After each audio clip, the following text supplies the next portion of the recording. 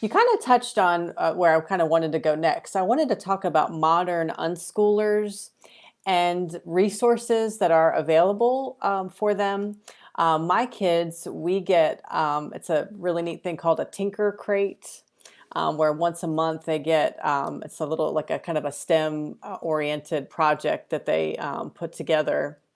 And so they enjoy doing that. And then we also again, my daughter loves foreign languages, so we've started it's called a snack crate, universal snack crate, where we get a box of snacks from a different country every month, and then we're going to be learning about that country. We may learn to make a meal from that country, and just kind of have some fun with that.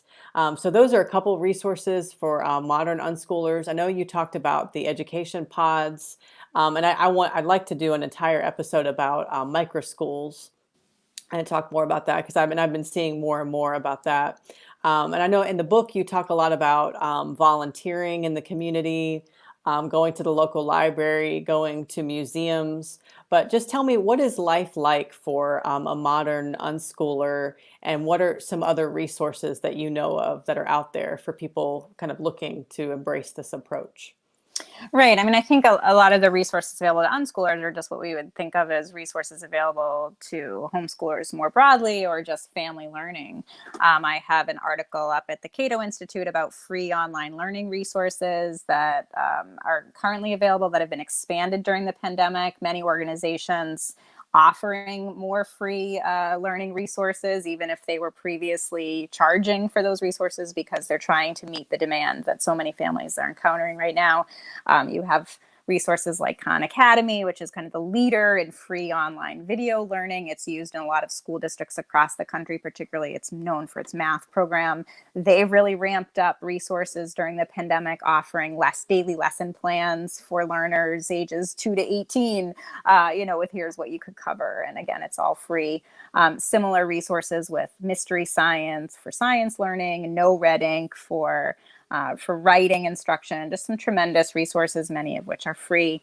I also, in my latest Forbes article, have similar, lists of links and resources that families can connect to, because the key with unschooling is, again, not that you're not taking classes, but that you're choosing those classes and you're connecting interests to resources in a really meaningful way. So in terms of my children, I have 4 children who have never been to school. And typically, we're spending more of our time outside of our home than inside of it, at least prior to the pandemic.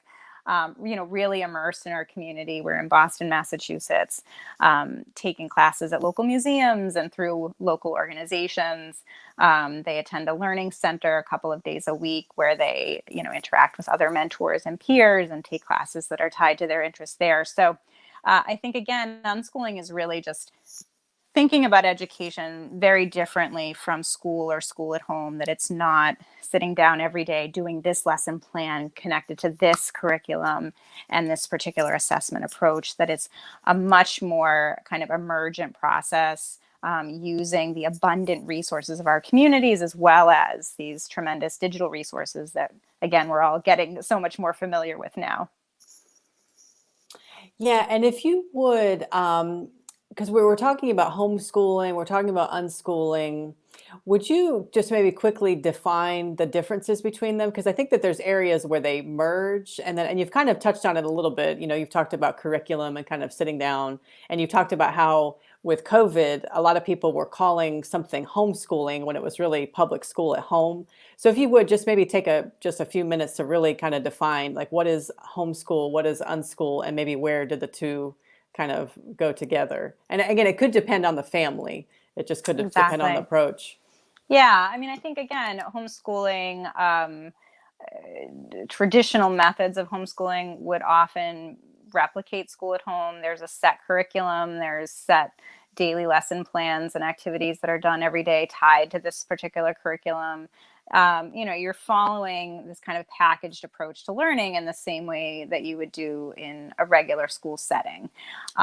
So with unschooling, it kind of challenges that overall paradigm and says, let's look at learning separate from schooling. Let's think about the many ways we can facilitate education outside of a conventional classroom.